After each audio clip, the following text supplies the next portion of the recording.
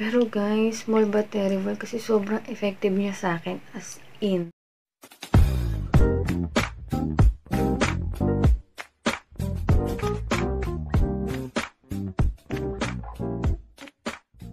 Hi guys, it's me Jelly and welcome to my channel. So for today's video, i-share ko sa inyo kung anong ginamit kong product kung paano nawala ang pamamasa ng aking kilikili.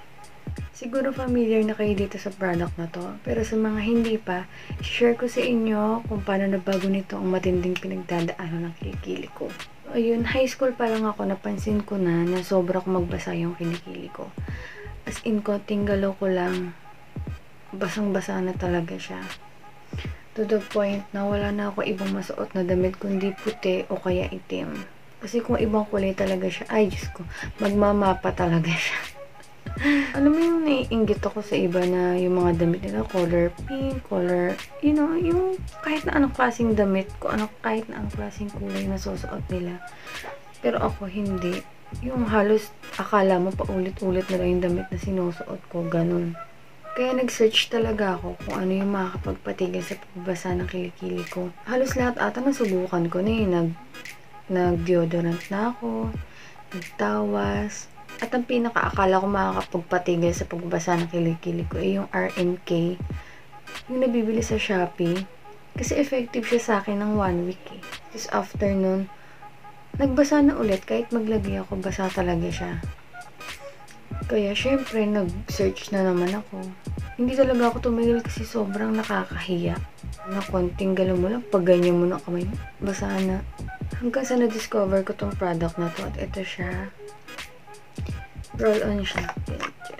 Ganyan. Tsaka maliit lang siya.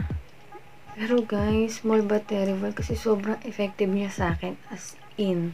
Simula nung nilagay ko to, hindi ko na-experience na magbasa ulit yung kilikili ko. Pero para sa akin ha, effective siya. Ewan ko lang sa inyo. Kasi yung ganito kamahal tapos hindi ka sure. Kahit naman ako, hindi ko alam kung mag-e-effect siya sa akin pero sinubukan ko pa rin kahit mahal siya. Kasi kailangan ko talaga eh. Yung kailangan mo sumubok hanggang sa makuha mo yung tamang tao para sa'yo. Tamang product na para sa'yo. Pero kasi itong product na to, 1 month ko pa lang siya nagagamit. Pero yung 1 month na yun, para sa akin matagal na eh. Kasi yun yung RMK, 1 week lang. Tapos, nagbasa agad siya. Ito, 1 month, hindi ko pa nararanasang magbasa ulit. Ang pinaka-downside lang talaga nitong product na to is sobrang magdadry yung kilikili nyo. To the point na mangangati siya ng bonggang-bongga. Kasi ako sa akin sobrang nangati yun sa akin. So, kinamot ko talaga siya. Hindi ko kayang pigilan.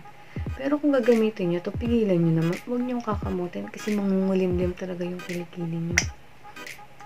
Nakalagay dito dapat tuyo yung kilikili nyo bago nyo ilagay ito. Tsaka ilalagay nyo itong product na to bago kayo matulog. Siguro kasi para wala na tayong ginagawa. Para mas ma-absorb ng skin natin yung product. Tsaka huwag nyo itong gagamitin ng kakabunot nyo lang ng kilikili o kaya may sugat kayo sa kilikili ha. Highly recommended ko talaga itong product na to. Kasi sa akin nga na may abnormal akong kilikili, nag-effect siya diba? Paano pa sa inyo? Nabili ko itong product na to sa Watsons. Meron din ito sa Mercury.